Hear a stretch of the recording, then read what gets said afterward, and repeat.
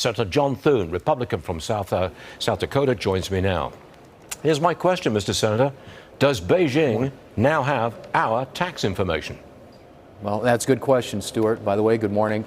And that's what we're trying to find out. The IRS, like all government agencies, had to have their these TikTok devices banned in the workplace. That was a 2022 law.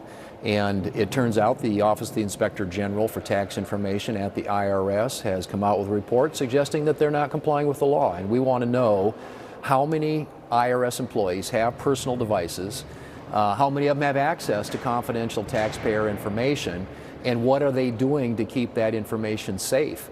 I mean, the CCP obviously be very interested in the tax information of American businesses and individuals. So this is a serious issue, and the IRS needs to respond and ensure that Americans' confidential personal tax information is being kept that way. Mr. Senator, I don't wish to be sarcastic, but please don't hold your breath on that one. You know what I mean? Yeah, well, that's the experience we've had with this IRS, that's for sure. But we're going to keep pushing, Stuart. Yes, sir.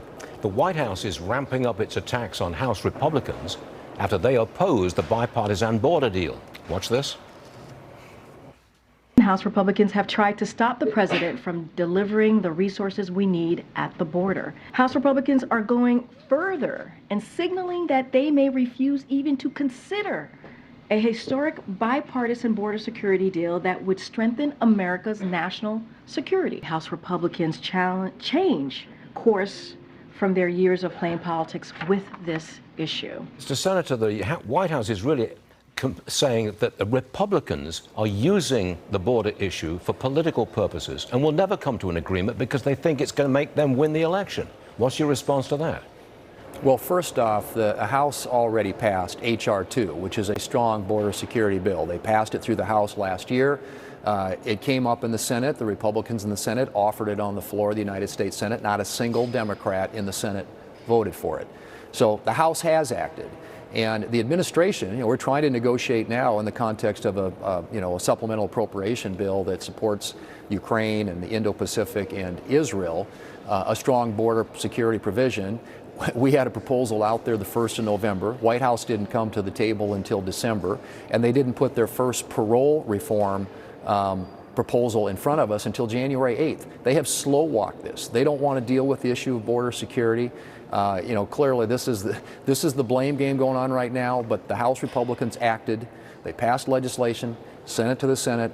We had a vote in the Senate, not a single Democrat voted for it. So it's, again, this White House and the Democrats up here on Capitol Hill, this is not an issue they want to address, and if it is addressed, they're going to have to be forced to do it.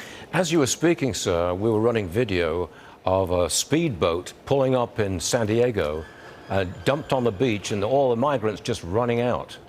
Do you think we've reached something of a tipping point with the migration and the border?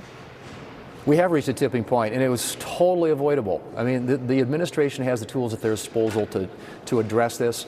They have chosen not to, which is why, if it's going to happen, they're going to have to be forced to do it. And that's the reason that we're considering legislation up here. I don't know ultimately how it's going to come out, but at the end of the day, this is a problem of their own making. This administration and President Biden, when he came to office, completely reversed and undid all the policies that were in place under the Trump administration, which had been effective and were working, and decided to basically have an open border. And so now there's a big green light, big welcome mat, and more people are taking advantage of it to the tune of 302,000 in the month of December alone. It is a huge crisis, and it has ramifications that go deeply into our national security, vital national security interests. Donald Trump is going after President Biden after he announced that he's going to East Palestine more than a year after that toxic train derailment. Mr. Senator, why do you think Biden is going now? I mean, it's political optic, it's theater. He hasn't done anything for a year, and now he decides to show up. I mean, that's I think people see that for what it is, and I assume that the people of East Palestine will see that for what it is. 4 subjects in less than 4 minutes. That is news efficiency, Mr. Senator. Yes, it is indeed. It's really good. You're good, Stuart. No, you're great, Mr. Senator. Thanks for joining us, sir. Always appreciate it. Great to be with you. Thanks. Yes, yep.